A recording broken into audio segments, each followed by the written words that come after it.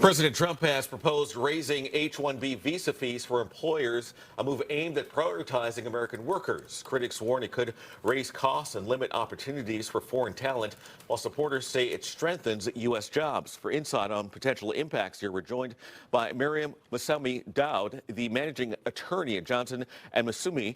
Mariam, thank you for joining us this morning. Thank you for having me. All right, so let's start with this. The changes implement a new $100,000 fee for workers to enter the country through the H-1B visa program. The visa is for a certain type of worker. Can you explain what that is? Yeah, the H-1B visa is a visa that many employers utilize in order to bring in workers who are filling highly skilled professions. So think of STEM fields. You're looking at people who are coming here as researchers, scientists, doctors. So it's really something we see quite a bit in the STEM-related fields. Miriam, they say that this is the reason is because they want these companies to go after more American talent instead of foreign talent. One of the arguments that has been made was there isn't enough foreign talent here in the U.S. Is that something that is statistically proven here, as that we don't have enough talent here in the U.S., or what are your thoughts on this? Well, there's a lot of economic evidence that proves that that's just simply not true. You have a shortage of labor in many of the professions that H-1B visa holders are entering into, particularly with U.S. universities as well as research organizations. Many of these organizations rely heavily on global talent. And we also have roughly 165 million jobs in the United States, and H-1B visa holders account for a very small percentage of that.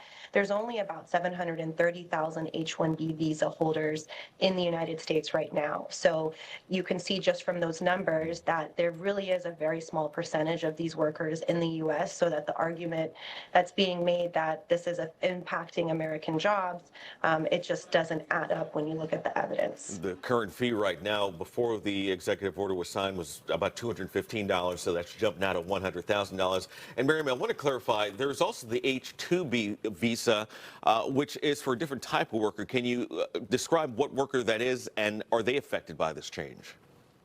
No, the H-2B visa is not impacted by this. Those are traditionally those are temporary jobs. So you see those like for less skilled workers, for seasonal jobs, agricultural workers. So the H-2B program has not been hit by this. This is really the visa program for highly skilled professionals, individuals with at least a bachelor's degree who have specialized knowledge within their fields. So we're really going to see startups and research organizations, universities. These are the types of organizations that are going to be hit by this. Mr. Trump's proclamation only applies to petitions, they say, that have not yet been filed. But are you concerned about those who are not in the country on a previously approved H-1B visa?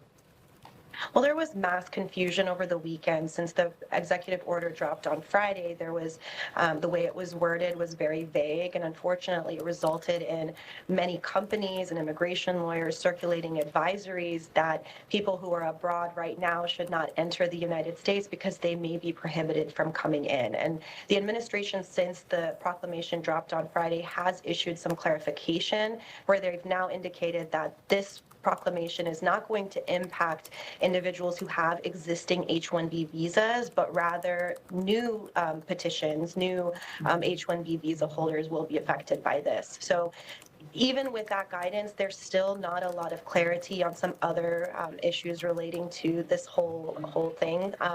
So we do hope to get some more guidance from the Department of State as well as USCIS, but at this point, that's what the latest clarification is. Mariam, I wonder what other important details that you have yet to see answered here that you are concerned about, and are you getting calls yet from any clients about this?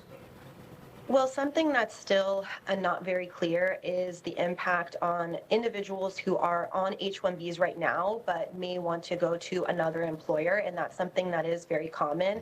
And so based on the executive order and some of the clarifying guidance that's come out, we don't know if that counts as quote unquote new employment, because usually that's a transfer of employment to another employer.